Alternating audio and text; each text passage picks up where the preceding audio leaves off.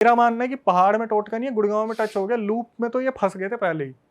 क्योंकि मैंने भी उससे पूछा था कि क्या लग रहा है, क्या हुआ होगा, तो उसने ये बोला कि भैया कहीं ना कहीं हमें गुड़गांव में ऐसा लगा था हमारी गाड़ी के नीचे कुछ तो आया है। वो शायद कोई बिल्ली थी, क्या था, लेकिन इन्होंने ध्यान नहीं दिया। लेकिन कुछ ना कुछ आया था और वो टोटका ही था। अब इसको देखो, मैं बढ़ावा नहीं दूंगा कि हो सकता है ब्लैक मैजिक ही हो सकता है कोई क्रिमिनल भी हो, लेकिन जिस तरीके से चीजें देखी जा रही है, जब कोई चीज नहीं सॉल्व होती तो उसको क्राइम पे ही डाल देते हैं। सही बात है। वैसे देखा जाए तो कह भी सकते हैं इंसान ने किया है, क्योंकि भाई बिल्कुल, मैं ये तो बोल रहा हूँ कि मैं इसे पूरी तरीके से ये नहीं बोलूंगा ये ब्लैक मैजिक था, ऐसा था वैसा था, लेकिन जो पूरा सिनेरियो सुनने को मिल रहा है कि ये टाइम लूप में फंस गए और टोटका क्रॉस हो गया या कुछ ऐसा हो गया जहां पर ये फंस गए, तो वहां से हम एक ब्लैक मैजिक या फिर कुछ ना कुछ ऐसा एंटिटी का देख सकते हैं। लेकिन एट द एंड इसकी मिस्ट्री सॉल्व नहीं हुई। भाई ये पहली बार सुना है टाइम लूप में फंसने का मैंने सीन। तो बहुत बार सुना है, बहुत सारे ऐसे लोग हैं जैसे मतलब वो सेम जगह से बार बार जा रहे हैं या फिर सेम रोड पे बार बार जा स्टक रहे हो जाएंगे उस पोजीशन में। जैसे कि कुछ वो नहीं आ रहा कुछ। मैं बताता हूँ, स्टेशन पे नहीं पहुंच रहे। आपने शायद काफ़ी ऐसे ना सुनी भी होंगी चीज़ें कि भाई मैं उस लोकेशन पे गया और मैं उस लोकेशन, जैसे कुलधारा, कि हम कुलधारा विलेज में ही घूमते रह गए, हम निकल ही नहीं पा रहे। आप कभी भानगढ़ के बारे में नहीं सुनोगे, लेकिन कुलधारा के बारे में सुनोगे। और भाई जितने भी बड़े बड़े इन्वेस्टिगेटर है ना, वो कुलधारा में कुछ ना कुछ बता देते हैं। मैंने बार बार ये चीज़ कंफर्म की है कि भाई आप भानगढ़ में ज़्यादा मानते हो, कुलधारा बोलते हैं भाई। कुलधारा, कुलधारा एक ऐसी जगह है जहाँ पर लोग कहाँ चले गए आज तक किसी को नहीं पता, रातों रात। और बोलते हैं वहाँ पर टाइम लूप इसी हिसाब से काम करता है। आपके यहाँ पे भी तो बंदे आए थे, वो बंदा बता रहा था कि मैं तो मानता नहीं था, फिर भी उसके साथ चीज़ें हो गई थी। भाई ये तो बहुत ही फ्रेश स्टोरी थी यार, मजा आया इस वाली में तो। भाई शुक्रिया। बस मैं आता हूँ तो ऑडियंस के लिए, आप लोगों के लिए लेके आता हूँ एक और जो रियल इंसिडेंट मैं बताता हूँ। एक टाइम पे मैंने सोचा था, जब इन्वेस्टिगेशन ख़त्म हो गया था, तो मैंने सोचा था कि एक टाइम पे शॉर्ट फिल्म्स बनाते हैं हॉरर से रिलेटेड। इन्वेस्टिगेशन खत्म हो गया था मतलब खुद मतलब जाना। जब मैंने छोड़ दिया था लोकेशन पे जाने वाला सीन वीन हो गया था, तो मैंने सोचा यार हॉरर में तो इतना ज़्यादा इंटरेस्ट है ही, तो कुछ शॉर्ट फिल्म वगैरह बनाते हैं। तो जो बहादुरगढ़ जाने वाला रास्ता है, हाँ, हाईवे जाता है झज्जर वगैरह जींद की तरफ, नजफगढ़ से, वहाँ पहले काफ़ी बड़े बड़े होटल्स हुआ करते थे। आज के टाइम पे तो वो नहीं है, बंद हो गए किसी रीज़न से, चलते ही नहीं है वहाँ पे। तो वहाँ पे मैं गया था और वहाँ पे मैंने एक शॉर्ट फिल्म बनाने की कोशिश भी की थी, लेकिन हमारे कैमरामैन को डायबिटीज़ ज़्यादा थी तो वो सो गया, तो हम बना नहीं पाए। तो हंस रहे भाई, कह रहे साला क्या लेके गए थे। सीधा सो गया। उसकी ऐसी दिक्कत थी ना, मैं आपको बताता हूँ, अगर देखो ऑफेंड मत हो ना डायबिटीज़ वाले, लेकिन इनके साथ प्रॉब्लम क्या होती है, रात को ये सोते हैं और मॉर्निंग में इनका इंसुलिन लेवल ना बहुत ज़्यादा मिलता है। हाँ। ठीक है, उसके साथ ऐसा होता था, ये हमारे साथ जो कैमरामैन था, ये खाना खा लेता ना था तो भी थक जाता था कि खाना खा लिया भाई, मेरे को थोड़ा आराम करना है। इनके साथ थोड़ा इशू रहता है, तो उसका ना इंसुलिन लेवल हमेशा 500-600 रहता था। उसकी एक किडनी भी फेल हो गई थी बाद में। तो उस टाइम पे जब ये हमारे साथ गया था, तो कैमरामैन ने नाइट में गिव अप कर दिया कि भाई मैं इतना लंबा शूट नहीं कर सकता। और क्योंकि हम सारे मंजे हुए खिलाड़ी तो थे ही नहीं, तो रीटेक बार बार लग रहे थे, कुछ नए फेसेस भी थे जिन पे काम करने थे। तो क्या हुआ, वहाँ पर जो होटल का रिसेप्शन वाला बंदा था ना, जो उधर था, हम रात को निकले तो हमारे साथ एक बंदा था, बड़ा क्रिएटिव बंदा, उसकी आदत थी बार बार स्मोक करने की, शक्ल भी उसकी बड़ी डरावनी सी थी। हम रात को निकले, उसे स्मोक करनी थी और वो कैमरामैन सो रहा था, हमने सोचा आराम करने देते हैं। बाद में नाइट शूट था पूरा, क्योंकि नाइट में पूरा करना था। तो जब हम रिसेप्शन वाले से मिले, वो भी ऐसे ही बैठा हुआ था, क्योंकि वहाँ पे ना ज़्यादा बुकिंग वगैरह आती नहीं है, हाईवे का था और बहुत बड़ा था, अब तो खंडर बन चुके हैं। तो जब हम उससे मिले तो हम बोले भाई एक बात बताओ, कभी आपके यहाँ पर कुछ ऐसा हुआ है हॉरर वॉरर? क्योंकि वो हम उस टाइम फेस तो थे नहीं, उसे लग रहा था कि कुछ करने की कोशिश करे। तो उसने बताया कि भाई मेरे यहाँ पे तो नहीं था, लेकिन उसका जो कज़न था उसका होटल था राजस्थान में, और वहाँ पर कुछ इंसिडेंट ऐसे होते थे। तो उसने एक बंदे का एक्सपीरियंस शेयर किया था जो उसके कहीं हुआ था राजस्थान में जो होटल था।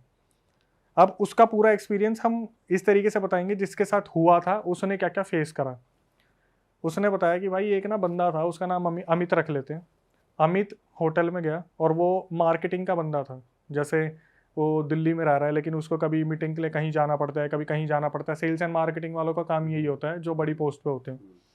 तो अमित सेल्स एंड मार्केटिंग की टीम से अपनी तरफ से गया था और उसे कहीं बहादुरगढ़ के बीच में कहीं रुकना पड़ गया उस होटल में, सॉरी राजस्थान के उस होटल में जो राजस्थान था। हुआ क्या, जब ये बंदा वहाँ गया ना, तो इसने जब एंट्री ली, 3 रात इसे वहाँ रुकना था, जो बोलते हैं ना 3 नाइट 4 डेज का प्लान है, वो कंपनी ने इसका करवा रखा था। और जो लोकेशन थी बहुत ही ग्रैंड थी बाहर से दिखने में, अंदर से वो बिल्कुल बकवास थी। कभी कभार आप ऐसे होटल देखोगे जो हाईवे के साइड में बनते हैं तो बाहर से दिखाने के लिए बहुत बड़े बना देते हैं और अंदर उनमें मिलते हैं बहुत गंदे रूम, सर्विसेज भी बहुत गंदी होती है और प्राइस बहुत ज़्यादा होता है। तो उसने बताया कि भाई जो अमित था उसने इस चीज़ पे आपत्ति भी दी कि भाई अंदर एसी वगैरह काम नहीं कर रहे, सेंट्रल एसी लगा रखे हैं बट वो वर्क नहीं कर रहे हैं। ताबीज़ मंगवा के उस लड़के को इसने पहनाया और उस लड़के की हालत बहुत ज़्यादा ख़राब हो गई उस ताबीज़ पहनने के बाद। तो जब 3-4 दिन उसकी तबीयत बहुत ज़्यादा ख़राब रही तो समृद्धि ने बताया कि ये चाचा वाला इंसिडेंट हुआ। तो उससे पहले ना, चाचा वाले इंसिडेंट से पहले इसने सोचा था जब इसके बॉयफ्रेंड की तबीयत बहुत ज़्यादा ख़राब हो गई थी कि मैं ताबीज़ उतार देती हूँ, उससे रहा नहीं जा रहा, जलन हो रही है शरीर में, वॉमिट हो रही है बैक टू बैक, कहीं ना कहीं कुछ ना कुछ प्रॉब्लम हो रही है। जब ये चाचा वाला इंसिडेंट हो गया तब समृद्धि ने बोला कि मेरे सबसे क्लोज वन की जान ले ली ना, अब एक काम करूंगी, अपने बॉयफ्रेंड को तेरे हाथ से छीन के दिखाऊंगी। इसने 100% चैलेंज ले लिया कि अब मैं उखाड़ लो जो उखाड़ सकते हो, अब मैं अपने बॉयफ्रेंड को बचा के रखूंगी। बॉयफ्रेंड तो नहीं था लेकिन लड़की प्यार करती थी। इसने ये दिमाग में ठान लिया कि अब मेरे को इसे बचाना है। इससे पहले क्या हुआ, जब इसने ठान रखा था, वो जो एंटिटी थी ना वो लड़की की, मतलब किट्टू यहाँ पे कंफर्म हो गया, वो तो मर चुकी है, किट्टू तो है ही नहीं, तो उसकी आईडी कॉन्स्पिरिटी चला रही है। यही है सस्पेंस, यही है सब कुछ। तो हुआ क्या, जब इसकी चाचा की लड़की मरी तो जब इसने सोच रखा था उससे पहले मैं उसका ताबीज़ उतरवा दूंगी, अचानक से जब ये इंसिडेंट हो गया चाचा वाला, उसके बाद वो एंटिटी इसके पास आती है, एक औरत, लड़की की एंटिटी जो बला की खूबसूरत है, और बोलती है कि मैंने तेरे चाचा की लड़की को मरवा दिया, अगर तू उस लड़के के गले से ताबीज़ नहीं उतरवाएगी तो आगे देख तू, तेरा पूरा खानदान ख़त्म हो जाएगा। ये फिर दोबारा कंफर्म होगी कि ये साला कोई ऐसी वैसी चीज़ नहीं है, ये पक्का ही कोई एंटिटी है जो बहुत बुरी तरीके से पीछे पड़ रही है। अब क्या हुआ, धीरे धीरे धीरे धीरे किट्टू की तबीयत भी ख़राब होने लगी, धीरे धीरे उसकी फैमिली की भी तबीयत ख़राब होने लगी, लड़के की भी तबीयत ख़राब होने लगी। समृद्धि, हाँ सॉरी, जो समृद्धि थी उसकी भी तबीयत ख़राब होने लगी, लड़के की भी, समृद्धि की फैमिली की भी तबीयत ख़राब होने लगी। और इसको एंटिटी क्या प्रॉपर अपने सामने दिख रही है जैसे वो बोल रही है? भाई एंटिटीज़ ना बस ऐसे दिख जाती है जैसे एक धुआं किस्म का ब्लैक कलर का है, किसी की आवाज़ आ गई। और मैं भाई जब उसने वो चीज़ बोली ना, मेरी चाची की लड़की की डेथ हो गई, वो कॉल पे भी उसने बोला और वो रोने लगी, तो मैं ज़्यादा पूछा नहीं मैंने, क्योंकि ये अभी अगर मैं रिकॉर्डिंग सुनाऊँ ना, उसकी सांस फूल गई थी एकदम से ये बोलते बोलते। तो फिर क्या हुआ आगे जाके, इसने, गुरुजी आए कहीं से टच में, तो गुरुजी से बोला कि ऐसे ऐसे मेरे को कंफर्म हो गया मेरे चाचा की लड़की की डेथ हो गई है। तो गुरुजी ने बोला कि मैंने बोला था ना हाथ पीछे खींच ले, अगर इसके बीच में पड़ेगी तो बहुत दिक्कत होगी।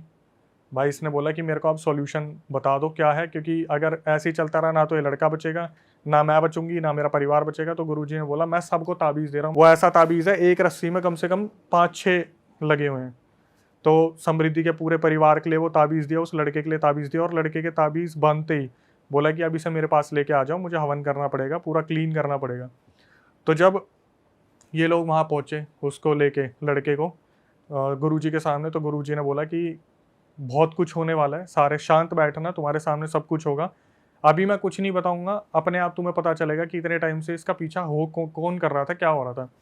जब वहाँ पे ताबीज़ बना के पूजा पाठ शुरू की, सब कुछ शुरू करा, तो क्या हुआ, लड़के के मुंह से उस टाइम पर बहुत वॉमिट हुई, और वॉमिट में निकला एक पैड का टुकड़ा जो कॉटन का होता है, उस पर लगा हुआ था ब्लड लगा हुआ था।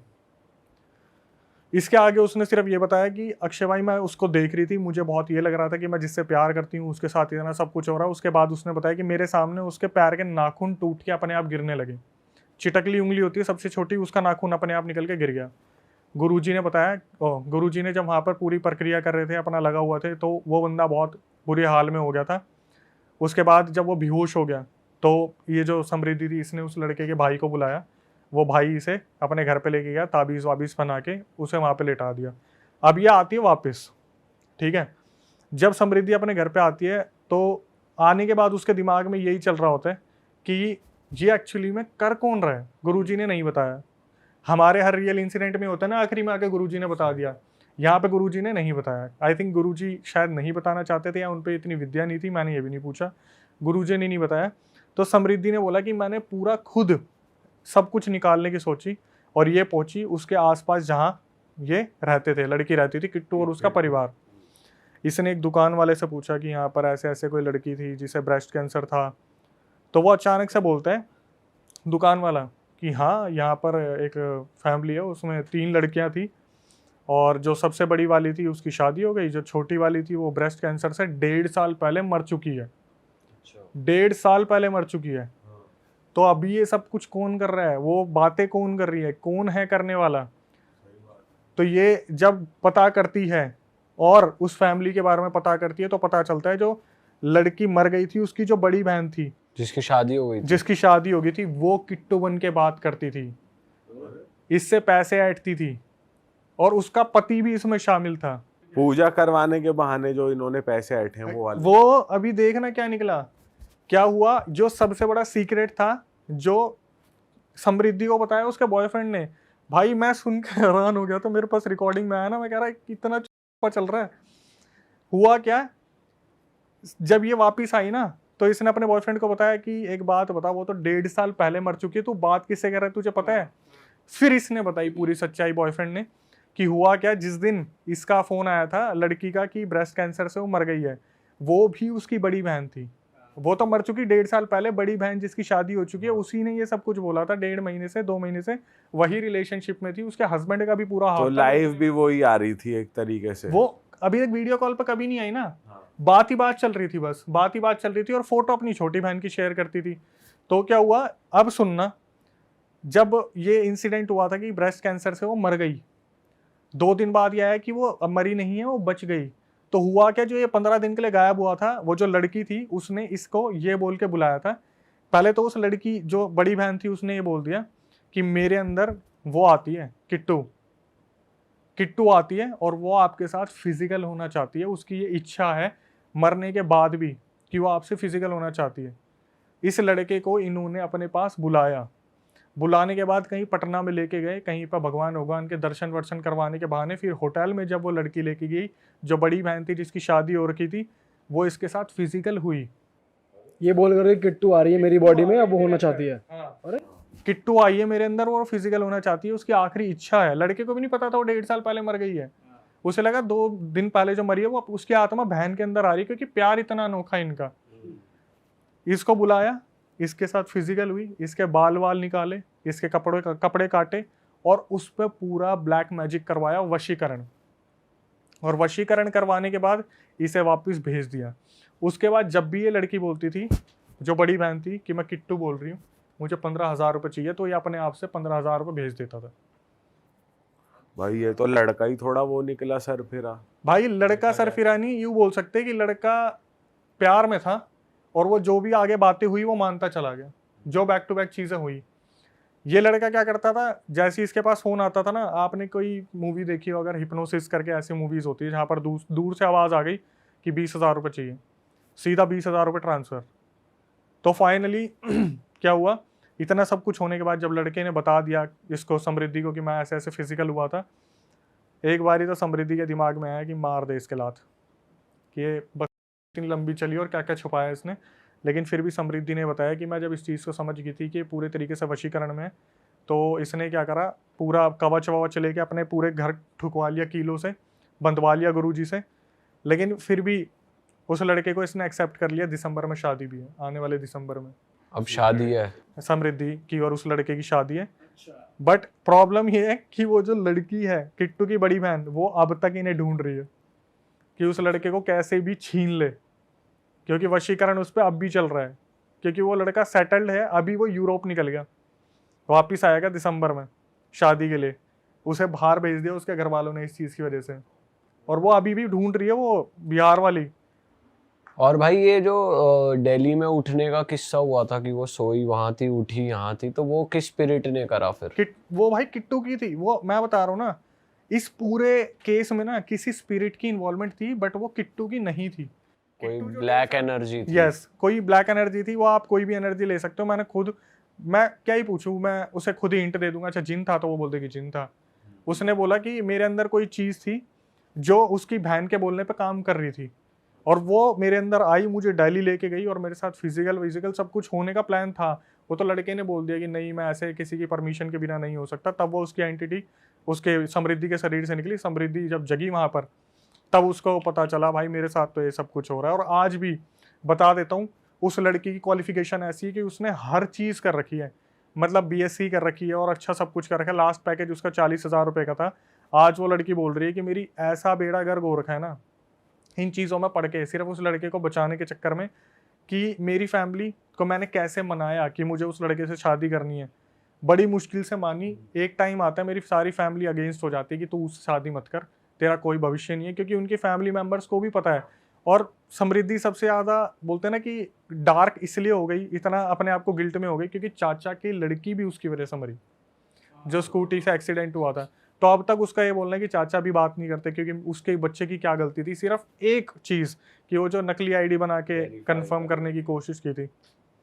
भाई यार कहाँ शुरू हुआ और कहाँ निकल के गया स्कैम। एक रैंडम लाइव ऐप पे क्या ही हो रहा है, ये लड़का पागल है क्या, दीवाना हो जा रहा किसी का भी। बिना फोटो देखे, बिना बात करे, बिना वीडियो कॉल करे, बिना मिले, ये कैसा प्यार है बहन।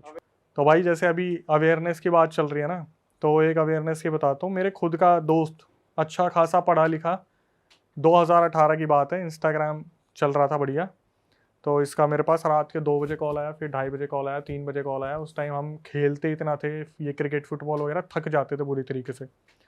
तो उसका कॉल मेरे पास आया और उसने मेरे को बोला कि भाई मेरे से ना शायद एक गलती हो गई है, और वो जो लड़की है ना वो इसका जीना हराम करके रख रही है। मैंने इससे पूछा, इसने मुझे बताया नहीं, बोला मैं मिल के बात करूँगा, क्योंकि इसे पता था कि ये मेरे को बता देगा। तो इसे इस बात का भी डर था कि मैं 4 दिनों को मिलने से पहले ही ना बता दूँ, देख क्या बता दी। मैं इससे मिला अगले दिन, तो भाई ये बिल्कुल घबराया हुआ, पसीने निकल रहे हैं इसके, बुरी तरीके से डरा हुआ है। मैंने बोला क्या हुआ? बोला भाई एक लड़की थी, उसकी मेरे पास पहले फेसबुक पे रिक्वेस्ट आई। फेसबुक उस टाइम बहुत तगड़ा चल रहा था, इंस्टाग्राम तो फिर भी इतना नहीं था। फेसबुक पे रिक्वेस्ट आई और वो कोई फॉरेन कंट्री की लड़की थी। तो उसने इससे बात करी, 4-5 चीज़ें पूछी, घर में क्या है, आप क्या रहते हो, कहाँ रहते हो। तो इसने अपनी बड़ाई मारने के लिए, मैं तो यहाँ पे ये जॉब करता हूँ, मेरे पापा इतने बड़े ये है वो आदत जो होती है लड़की, हवाबाजी कर दी उस कर time दी के हिसाब हवाबाजी उस लड़की के आगे। उसने बोला कि ठीक है मैं आपसे थोड़ी देर में बात करती हूँ। ये लड़का उसका बैठ के वेट करता रहा, कब ऑनलाइन आएगी, कब ऑनलाइन आएगी। इसने अपनी तरफ से होता है ना डेस्परेट होके बहुत सारे मैसेजेस कर दिए उसे कि I am available if you want, you can do video call और समथिंग। तो उस लड़की का एक मैसेज आता है कि do you want sex chat something करके, वीडियो कॉल। इस भाई ने हामी भर दी। तो उसने बोला कि let's come to the Instagram, this is not the safe platform, Facebook वगैरह। इंस्टाग्राम का लिंक दिया और इंस्टाग्राम से सीधा इंस्टाग्राम पे दोनों आ गए, एक दूसरे को इन्होंने फॉलो कर लिया। लड़के ने बताया भाई वीडियो कॉल हुई, वो लड़की सामने आई, उसने अपने ड्रेस ओपन की और यहाँ से ये भाई तैयार होकर आराम से लेट गया और इसने अपनी तरफ से जो जो कर सकता है इसने कर दिया। 3 मुश्किल से 20-30 सेकंड हुए होंगे, ये अपनी तरफ से कुछ कर रहा था, वहाँ से वीडियो कॉल डिस्कनेक्ट हो गई। ठीक है, और जब इसने बोला कि I am not done yet, let's do it again something करके, तो जब इसने वीडियो कॉल करी तो इसे ये ही वही सब कुछ करता हुआ वीडियो कॉल पे दिख रहा है जो इससे पहले ये कर रहा था। और इसके सारे जितने भी फ्रेंड्स थे ना, सबके आगे टिक लगा हुआ था। सबको भेज दी मतलब? भेजी नहीं है, सब पे टिक लगा हुआ है कि मैं भेजने वाली हूँ। हाँ, और उससे बोला कि अगर तुम मुझे $1000 नहीं दोगे तो मैं तुम्हारे पूरे फैमिली मेम्बर्स को ये तुम्हारी वीडियो भेजने वाली हूँ। उसमें उसका चेहरा भी, वो बंदा पूरा विदाउट क्लोथ्स, और भाई बुरी तरीके से बंदा रो रहा। मैं बोला भाई तूने क्या कर दिया, मेरे को खुद नहीं समझ आ रहा था ऐसी सिचुएशन में क्या ही करा जा सकता है। मैंने बोला एक काम कर, इसे ना सॉरी बोल के ख़त्म कर। ठीक है, मेरे हिसाब से मैं बोलता ब्लॉक करके ख़त्म कर तो वो ज़्यादा आसान रहता, लेकिन फिर भी मैंने बोला एक बार इसे सॉरी बोल दे, और बोल दे तू स्टूडेंट है ये वो। इसने मेरे सामने कम से कम नहीं तो 50-60 मैसेज भेजे कि I am sorry, I am just a student, I don't have money और समथिंग। उस लड़की ने आखिरी में पता है इसे क्या बोला कि चल ठीक है मैं तेरे को छोड़ दूंगी, मुझे अपने 3 अमीर दोस्तों के कॉन्टैक्ट्स दे दे। अरे उनका पागल बनाती है। ये चल रहा है भाई स्कैम ना, ये चल रही है। एट दी एंड जब मुझे पता चल गया ना कि ये कुछ नहीं कर सकती, मैंने बोला अभी इसे ब्लॉक कर दे। इसे ब्लॉक कर दिया। उसके बाद उस बंदे ने आज तक इंस्टाग्राम यूज नहीं किया है।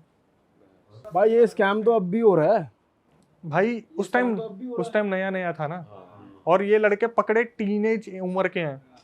और जैसे मैं अपना रियल इंसिडेंट बताता हूँ, लोग अपने रियल इंसिडेंट भेजते हैं भाई मेरे सामने, तो वो लोग पता क्या करते हैं, भाई हमें जस्टिस दिला दो।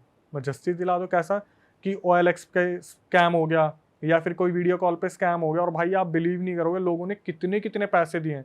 किसी ने 4 लाख रुपए, किसी ने 6 लाख रुपए, 8 लाख रुपए, किसी ने अपनी ज़मीन गिरवी रख के पैसे दे दिए। और आखिरी में क्या करते हैं भाई, we are on suicide mode, क्योंकि घर में कुछ रहा नहीं, इज्जत तो बचेगी नहीं, और मैं यही बोलता हूँ भाई ब्लॉक कर दो, सही में कुछ नहीं होने वाला। और ब्लॉक करने के बाद कुछ नहीं हुआ, लेकिन 6-8 लाख रुपए गए। भाई अभी तो रैंडम कॉल्स करते हैं, ये जो स्कैम है, रैंडम व्हाट्सएप कॉल करते हैं, वीडियो कॉल आएगी तुमको, तुमने उठा लिया, सामने नेकेड बंदी होगी, तुम्हारा अगर फेस दिख गया तो फिर वो स्क्रीन रिकॉर्डिंग हो रही होती है, वो ऐसे दिखाते अब हैं तो कि तुम भाई बात कर रहे हो, अब तो एआई देख लो, ऐसे लेते हैं। अब तो एआई कितना आगे पहुंच गया है। भाई एआई तो नकली लड़कियां बना रहा है भाई। वही बात है ना, हमारे मोदी जी नाचते दिखा दिए, क्या ही रह गया है? सब कुछ ही ऐसा हो रहा है। सही में भाई। Moving on to the next. Yes, horror incident. हाँ भाई, मजा दिला दो थोड़ा। ये भी काफ़ी पुराना इंसिडेंट है, जब मैंने चैनल स्टार्ट करा था तब मेरे पास आया था। बताने वाला अब तो कांटेक्ट में नहीं है। 4 दोस्त, इनकी मुलाकात भी ऐसे हुई थी कि गुड़गांव के किसी एमएनसी में इंटरव्यू देने गए थे। अब वहाँ पे होता है ना कि जैसे इंटरव्यू में बैठे हुए हैं, सूट वूट पहन के, हाँ फाइल वाइल ले रखी है, तो एक दूसरे का मजाक उड़ा रहे थे कि रिसेप्शनिस्ट लग रहा है, ये वैसा लग रहा है, वैसा लग रहा है। तो हो जाती है, कुछ 3-4 लोगों की दोस्ती हो गई। तो इनकी भी 4 की दोस्ती हो गई आपस में, उसी कंपनी में इंटरव्यू देते हुए। और हुआ क्या, जब ये बातचीत कर रहे थे तो होते ना कि कॉन्टैक्ट नंबर चेंज हो जाते हैं, तो इनके कॉन्टैक्ट नंबर चेंज हो गए। बाहर निकलने के बाद फिर भाई तेरा इंटरव्यू हो गया, तू सिलेक्ट हुआ? नहीं हुआ भाई, मैं भी नहीं हुआ, चल टपड़ी पे सिगरेट पीते हैं, मिलते हैं, ये वो करते करते ये 1-2 मोहल्ले में थे आसपास, इनकी बातचीत हो गई और ये बहुत अच्छे दोस्त बन गए। 2018 के एंड आते आते जो सर्दियों का टाइम आ जाता है, तब तक ये इनकी जॉब भी लग गई, सब चारों सेटल्ड हो गए, बढ़िया अच्छी अच्छी नौकरी लग गई। किसी की सैलरी ज़्यादा थी, किसी की कम थी, लेकिन एक लड़का था जो उम्र में सबसे बड़ा था, उसकी एक गर्लफ्रेंड थी, उससे जो छोटे वाला था उसका जस्ट अभी ब्रेकअप हुआ था, और उससे नीचे जो होते हैं ना 2 खिलखिलाने वाले दोस्त और हर किसी का मजाक बनाने वाले दोस्त, तो 4 जनों की जोड़ी थी। सबसे पहला जिसकी गर्लफ्रेंड थी, दूसरे का ब्रेकअप हुआ था, और ये 2 थे। काफ़ी टाइम से जैसे हर बंदा प्लान बनाता है घूमने जाएंगे, पर कभी घूम नहीं पाते। इनके भी यही प्लान बनते थे कि भाई सैटरडे संडे कहीं चलते हैं। कभी उसकी गर्लफ्रेंड मना कर देती थी, कभी जो ब्रेकअप में होता था वो मना कर देता था, कभी 2 दोस्त अपने घर चले जाते थे, बाहर से थे या अदर स्टेट के थे और गुड़गांव में रह रहे थे। एक दिन फाइनली 2018 में इनका प्लान बनता है कि भाई दूर तो नहीं जा सकते, लेकिन गुड़गांव का सोना वाला जो एरिया पहाड़ी वाला, वहाँ से अरावली हिल्स घूमते घूमते हम अपना पूरा मस्त नाइट लाइफ एंजॉय करते हुए अपने संडे वापस आ जाएंगे। पूरा नाइट आउट करेंगे, ढाबे पे खाना खाएंगे, रेस्टोरेंट नहीं जाना बिल्कुल भी, सब देसी करेंगे, क्योंकि एमएनसी में खाना खा खा के, मील खा खा के बोर हो गए थे। अब इन्होंने बताया कि एक लड़का था जिसने मुझे बताया, बाकी मेरे को किसी का नहीं पता। सबसे छोटा वाला था जिस लड़के ने मुझे बताया कि अक्षय भाई मैं आपको शुरू से बताता हूँ, बोला कि जब हमने प्लान बनाया था ना, तो सबसे बड़े वाले जो भैया थे उनके गर्लफ्रेंड थी और उन्हीं के पास गाड़ी थी। तो उनकी गर्लफ्रेंड हमेशा प्यार तो करते थे आपस में, लेकिन गर्लफ्रेंड चिढ़ती थी कि यार मेरा टाइम होता है सैटरडे संडे, घूमने चले जाएंगे अब। तो जब ये लोग वहाँ पहुँचे तो गर्लफ्रेंड ने काफ़ी आनाकानी की, तो होता है ना कि भाभी हमारे साथ है, आज का दिन तो हमें दे दो। तो ये करकुरा के वहाँ से निकल गए गाड़ी में। जब ये गाड़ी में निकले, इन्होंने आपस में मजाक मस्ती कर रहे थे। वो 2 छोटे वाले थे पीछे बैठे थे, लेफ्ट में वो बैठा हुआ था जिसका ब्रेकअप हुआ था, राइट में अपनी गर्लफ्रेंड वाला। तो बार बार गर्लफ्रेंड के फ़ोन आ रहे थे कि कहाँ पहुँचे। तो पीछे वाले मज़े ले रहे थे, भाभी अब तो छोड़ दो, एक दिन की बात है, कल सुबह आ जाएंगे, कल शाम तक आ जाएंगे, ऐसे ऐसा बातचीत इनकी चल रही थी। धीरे धीरे निकलते हैं गुड़गांव की रोड पे, 2-4 बियर लगाते हैं। तो एक टाइम ऐसा आता है, जो ब्रेकअप हो रखा था ना, वो बंदा काफ़ी सीरियस बैठा था, मे भी शायद वो अपने पीने के बाद गम में पहुंच गया, पुरानी लाइफ में गर्लफ्रेंड वाली मेमोरीज। पीछे वाले मज़े ले रहे थे कि देख देख, फिर सो गया। तो गर्लफ्रेंड की बातें चल रही थी उन दोनों की कि एमएनसीज़ में नई नई गर्लफ्रेंड, मतलब लड़कियाँ आई हैं, इंटरव्यू चल रहा है, ऐसे करेंगे वैसे करेंगे, और जो बता रहा है वही ये सारी हरकतें कर रहा था। तो मैंने बोला फिर आगे क्या हुआ? उसने बताया कि भैया ऐसे ऐसे, मैं आपको रिकॉर्डिंग भेज दूंगा। अब उसने रिकॉर्डिंग भेजी, फिर आगे पता नहीं कब भेजी थी। उसने बताया कि अक्षय भैया हमारा प्लान बना और हम सब गुड़गांव सोना की तरफ निकल गए। तो इनकी आपस में कुछ बहसाबासी हुई थी कि ये लड़की की बात कर रहे थे, तो आगे ब्रेकअप वाला बंदा बोला सालो तुम्हारा कटेगा ना उस दिन, तुम्हारे समझ में आएगा, ये सब कुछ नहीं होता, इसका भी कटेगा, जिसकी गर्लफ्रेंड है ना इसका भी कटेगा। आपस में मजाक मस्ती कर रहे थे। तो जो ये आपस में मजाक मस्ती कर रहे थे, गाड़ी वाला गाड़ी चला रहा था, जो लेफ्ट हैंड साइड में बैठा था ना बंदा, जो सीरियस था, जिसका ब्रेकअप हुआ था, वो इस चीज़ को ऑब्जर्व करता है कि पिछले 1-1.5 घंटे से ना ही कोई टपड़ी आई है चाय वाली, ना कोई ढाबा आया है, ना ही कोई रेस्टोरेंट आया है, बस गाड़ी चले जा रही है, सुनसान रोड है बिल्कुल। वो रास्ता भी ऐसा ही है भाई, वो गुड़गांव का ऐसे एरिया, पहाड़ी चढ़ गया आप, नीचे बस खाई सा दिख रहा है। तो उसने ऑब्जर्व करा कि काफी टाइम हो गया कुछ भी नहीं आ रहा, लेफ्ट साइड में कुछ नहीं है, मतलब कोई दुकान वुकान कुछ भी नहीं। तो हाँ, तो इसने फार्म हाउस है सारे एक तरीके से, एक लाइन से ये इनके आगे पीछे कुछ नहीं था, जैसे ये टाइम लूप में फंस गए थे और एक ही रोड पर घूमे जा रहे थे। अच्छा। तो इसने ब्रेकअप वाले ने, जिसका हुआ था, उसने अपने उसको बोला, गर्लफ्रेंड वाले को, कि मयंक नाम था उसका, कि मयंक भाई आपने काफी टाइम से ऑब्जर्व करा है कि हम ना, क्योंकि यही देख रहा था, बाकी मस्ती चल रही है, उसमें एक पीछे बैठा था उसको अस्थमा था, तो वो अपने फुसफुस मार रहा था टाइम टू टाइम। इसने बोला कि आपने काफ़ी टाइम से ऑब्जर्व करा कि कोई भी चीज़ आ नहीं रही, जबकि हमारा प्लान था कि रात को हम ढाबे पे खाना खाएंगे, काफ़ी टाइम हो भी गया, हमने ड्रिंक भी कर रखी, लेकिन कोई ढाबा वाबा नहीं आ रहा। तो मयंक ने इस चीज़ को ऑब्जर्व करा, मयंक ने देखा यार ये बात तो बिल्कुल सही बोल रहा है, मैंने देखा नहीं इस चीज़ को, मैं डेस्टिनेशन भी देख रहा हूँ, और उस टाइम पर मैप वैप ये फॉलो नहीं कर रहे थे, क्योंकि गुड़गांव में ही काम करते थे, तो इतना ज़्यादा लोकेशन का इशू नहीं था। इन्होंने बताया क्या हुआ, धीरे धीरे ना इनका पेट्रोल ख़त्म होना स्टार्ट हुआ, क्योंकि लिमिटेड था, इन्होंने सोचा था कहीं भरवा लेंगे। धीरे धीरे गाड़ी चलती चलती चलती चलती एक टाइम पे ऐसा है, इनका पेट्रोल, बैटरी, गाड़ी सब बुझ गई। वो जाके गाड़ी रुकी सीधा एक पेड़ के नीचे, ठीक है, काफ़ी बड़ा पेड़ था। और हुआ क्या, जो मयंक था वो सबसे बड़ा था, रिस्पॉन्सिबिलिटी भी उसी की थी। अब ये पेड़ के नीचे गाड़ी में बैठे हुए हैं, दिमाग में ये भी लग रहा है, डर भी लग रहा है कि हम कहाँ हैं, एक दूसरे को मोटिवेट भी करे कि क्यों टेंशन ले रहा है तो सारे साथ में ही। तो जो बताने वाला है वो पीछे बैठे हुए थे, उसने बोला कि भाई जो साइड में बैठा था बंदा जिसको अस्थमा आता था, उसको ना डॉक्टर ने बोल रखा था आप ज़्यादा स्ट्रेस मत लेना, तभी अटैक आएगा। और ये जब भी सुनता था ना ऐसा कुछ, ये भाई इसको अटैक आ जाते थे। एक टाइम ऐसा हो गया था जब बार बार फुसफुस मारने से ना कभी कभी बेहोशी वाली हालत में आ जाता था, ठीक है। अब आगे जो दो बंदे बैठे थे उसमें जिसका ब्रेकअप हुआ था वो देखते हैं तो भाई लाइट, बैटरी वगैरह सब बंद पड़ा हुआ है, बिल्कुल अंधेरा है, मोबाइल में नेटवर्क नहीं है उस जगह पे, ठीक है। बिल्कुल ऐसी जगह आ गए जहाँ पर ना ही आसपास कुछ दिख रहा है, सारी लाइट्स बंद पड़ी हुई है। तो इनमें से जो सबसे बड़ा वाला बंदा होता है मयंक, जिसकी गर्लफ्रेंड है, वो बोलता है कि मेरे को दूर थोड़ी सी लाइट दिख रही है, मैं जाता हूँ, वो पक्का कोई ढाबा होगा, वहाँ से हेल्प लेके आता हूँ। इसने बताया कि अक्षय भाई बिल्कुल छोटा सा बल्ब होता है ना, ऐसा दूर कुछ दिख रहा था, जैसे आप मनाली जाओगे तो, या मसूरी, देहरादून जाओगे तो बिल्कुल दूसरी पहाड़ी पे लाइटें दिखती है। तो जो मयंक था सबसे बड़ा, वो बोलता है देखो हो तुम सबसे छोटे, और अगर यहाँ पे कुछ भी होगा तो मेरे ऊपर ही नाम आएगा। बोला कि मैं जाता हूँ, कोई दिक्कत नहीं है, तुम लोग अंदर लॉक करके बैठो, मैं जब आऊँगा ना तो गेट ऐसे मत खोलना, टक टक मैं 3 बार गेट बजाऊंगा, 3 बार जब गेट बजाऊंगा तुम समझ जाना मैं आ गया। अगर कोई लूटने वाला भी होगा वो नहीं जानता कि हमारी अंदर ये बात हुई है 3 बार गेट बजाने वाली, ठीक है। ये उतरा और ये इन्हीं के सामने जाता जाता अंधेरे में गायब हो गया। इसके बाद क्या हुआ, ये जब गाड़ी में बैठे हुए थे, वो बेचारा, वो अस्थमा वाला बहुत ज़्यादा परेशान हो गया, क्योंकि शीशे खुल नहीं रहे थे, गाड़ी बंद पड़ी थी, और बहुत ज़्यादा ऐसा माहौल हो गया, गर्मी हो रही है, ओवर हीट हो रही है, बाहर ठंड है लेकिन अंदर बिल्कुल, क्योंकि ऑक्सीजन ऐसा हो जाता है ना 1-2 घंटे में घुटन सी हो जाती है, बहुत ज़्यादा हो जाती है भाई, शीशे खोल नहीं सकते, डर लग रहा है पूरी तरीके से। तो क्या हुआ, इसने बताया जिसको जो साइड में बैठा था भाई, उसको लगातार अस्थमा अटैक आ रहे थे, और हम बहुत ज़्यादा डर रहे थे कि गाड़ी में यार प्लीज इसको कुछ ना हो आसपास जाए। कोई गाड़ी भी नहीं निकल रही थी उस रोड पे, पूरा साइलेंट, साले ऐसी कौन सी रोड पे पहुंच रोड गए? पे नहीं भाई, एक सिचुएशन में स्टक हो गए थे। और ये केसेस मेरे पास बहुत आते हैं जहाँ पर बताते हैं बंदी कि हम बाइक से जा रहे थे और एक ही गाँव में फंस गए हम। तो इन्होंने बताया कि वो गया और उसके बाद उसका आधे घंटे तक कोई अता पता नहीं है, और ये बिल्कुल गाड़ी में घुट रहे हैं, कोई इनको ऐसा नहीं लग रहा कि बाहर जाने की संभावना नज़र आ रही है, बहुत ज़्यादा अंदर फॉग, मतलब होता है ना वो पूरा शीशा कवर हो जाता है अंदर की भाप से, ऐसा हो गया, समझ में नहीं आ रहा कुछ भी। तो जो दूसरा वाला बंदा था आगे बैठा था जिसका ब्रेकअप हुआ था, वो बोला कि एक काम करता हूँ, मैं भी निकल के जाता हूँ, आसपास देखता हूँ, मयंक आगे गया है, मैं पीछे जाके देखता हूँ, शायद पीछे कुछ हेल्प मिल जाए। भाई दोनों ने मना करा, पीछे जो बैठे थे छोटे थे, डर लग रहा था, उन्होंने मना करा भैया मत जाओ, मयंक भैया अभी तक आए नहीं है, आप भी अगर चले जाओगे तो इसको अस्थमा अटैक आते हैं, मैं इसको नहीं ऐसे पकड़ पाऊंगा, अकेला कैसे संभाल लूंगा मैं, और इमरजेंसी आ गई तो, और सिचुएशन इमरजेंसी वाली ही चल रही थी कि वो बंदा बहुत बार उसको अस्थमा अटैक आ गए थे, क्योंकि वो पैनिक बहुत कर रहा था, छोटे थे ये लोग। तो इसने बताया कि अक्षय भाई हमने खूब मना करा, वो बंदा नहीं माना, और उतर के वो जो ब्रेकअप वाला बंदा था, उसका नाम पता नहीं अमन था क्या था, वो भी चला गया, वो पीछे की साइड गया।